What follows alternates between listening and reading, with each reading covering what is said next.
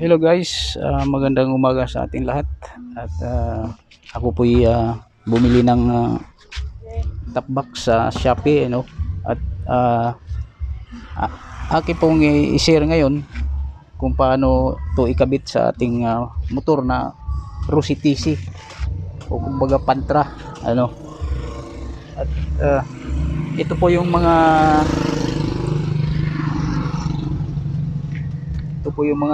tools niya guys. May dalawang natawag nito pang bracket at yung tornilyo na talagang mahaba-habang tornilyo.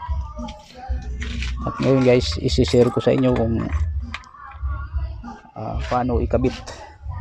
At ito yung kanyang base, pinaka base guys, ano. At atin ang ipwisto dito sa kanyang carrier, ano. At itong kabit na natin itong kanyang bracket. Ito yung pinaka bracket niya. Itong isa guys, parehas ang haba nito, pero itong isa pinutulan ko para ano dito sa dulo, yung pinaka dulo ng carrier ay magbanggaan siya doon sa dulo-dulo para hindi siya mag ganon-ganon, mag-move. So ito, unahin ko muna itong nasa itong bracket na nasa unahan at kargahan na natin ng tornilyo.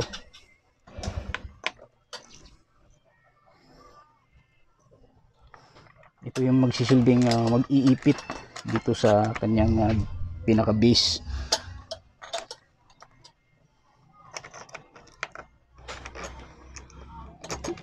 Hindi tumama yung kanyang exact na butas guys sa kanyang tornilyo.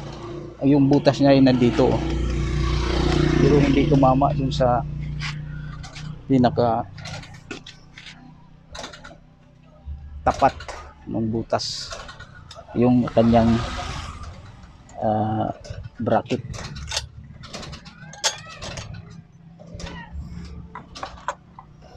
Kabit na natin yung tornilyo.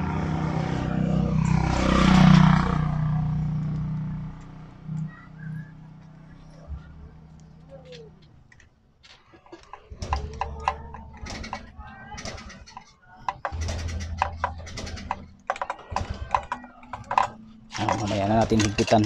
Kabit muna natin yung isa para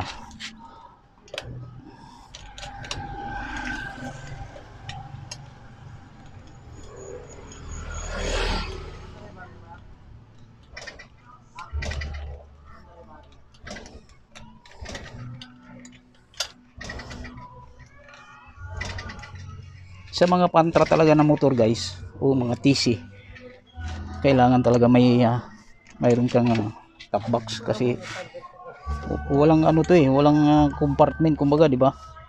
So kailangan mayroon kang top box talaga para mayroon kang mapaglagyan ng mga gamit mo, lalo na pag mag long ride ka.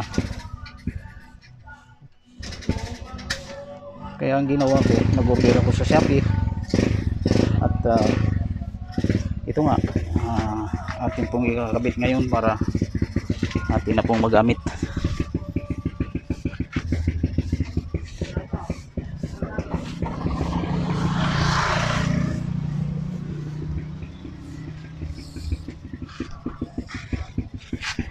At ito naman guys, isa dito natin ilagay sa dulo, bandang dulo.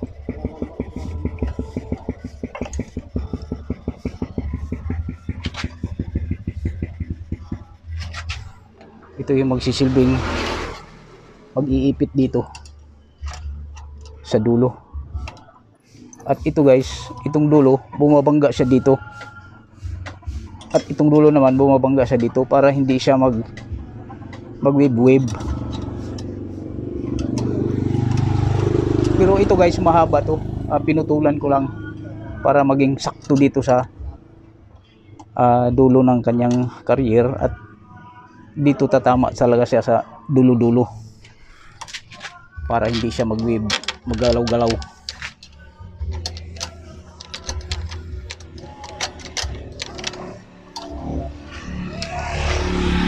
guys, kabit na natin yung tornilyo.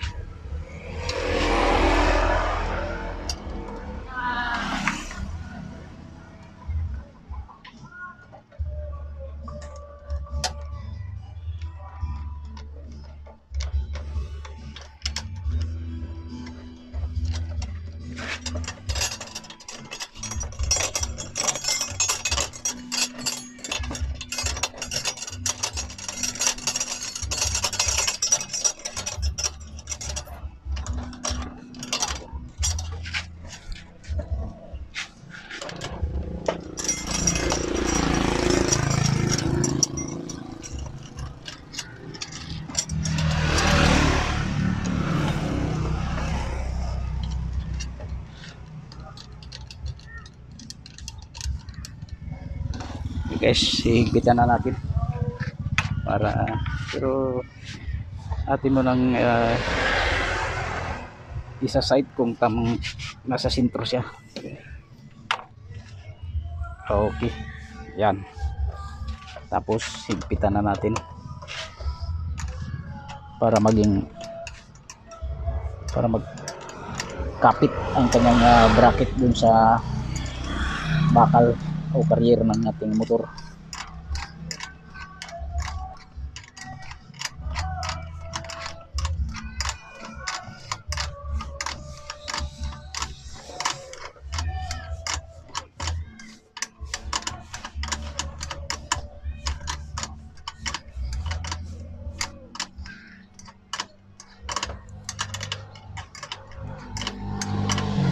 Bali ano guys, bali 3 tornilyo lang ito eh.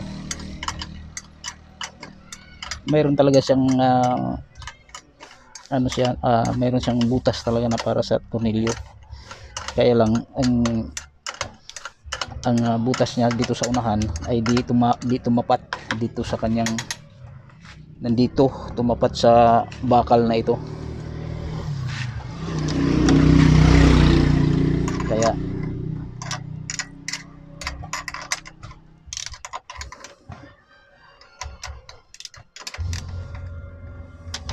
dito na lang natin kinabit sa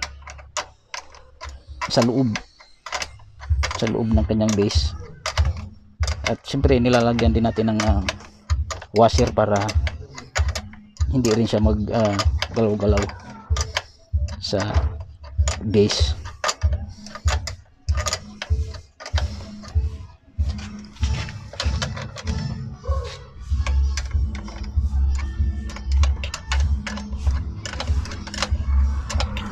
Kailangan natin higpitan guys para naalala ko yung may napanood ako sa YouTube na tumatakbo siya, maya maya nahulog yung cut-top box niya. Ayun, laking gulat niya, nawala na yung top box niya sa likod niya.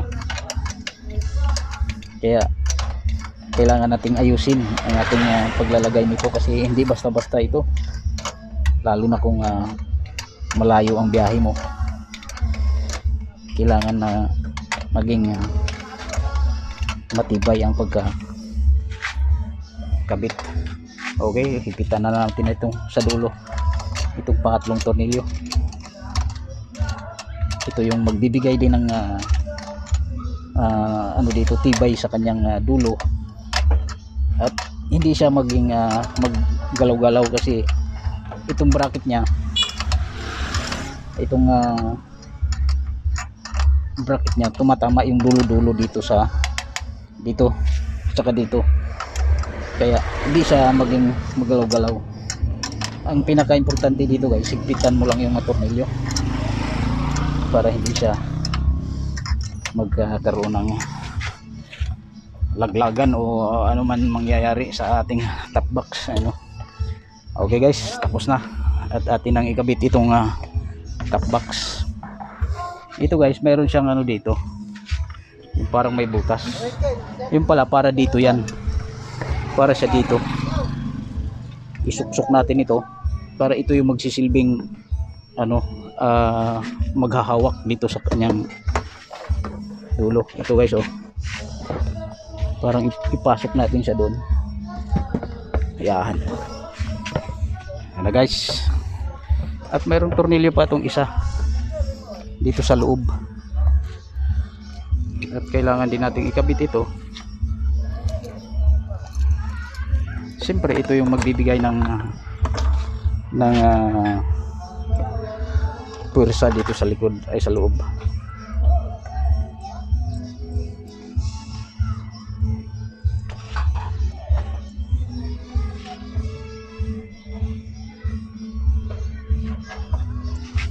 Kabit natin to. At dito guys, ito yung tornilyo niya oh. Napakahaba pero hindi ko na lang puputulan ito para sakaling mang lumuwag o maging maramdaman natin kung lumuwag siya, pero hindi siya basta-bastang mahulog yung tornilyo kasi mahaba. Kaya puputulan ko sana pero hindi ko na lang puputulan dahil parang kung lumuwag man siya maramdaman na natin.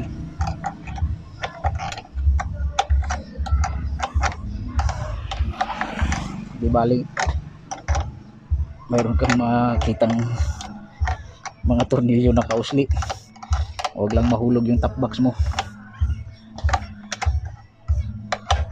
Anong importante, wala kang mga tornilyo makikita o mahulog yung top box mo. Di ba? Kaya yan, okay na guys, naikabit na natin ang ating top box. Tibay. Pwede na natin kargahan ng mga kung ano-ano ang ating top box.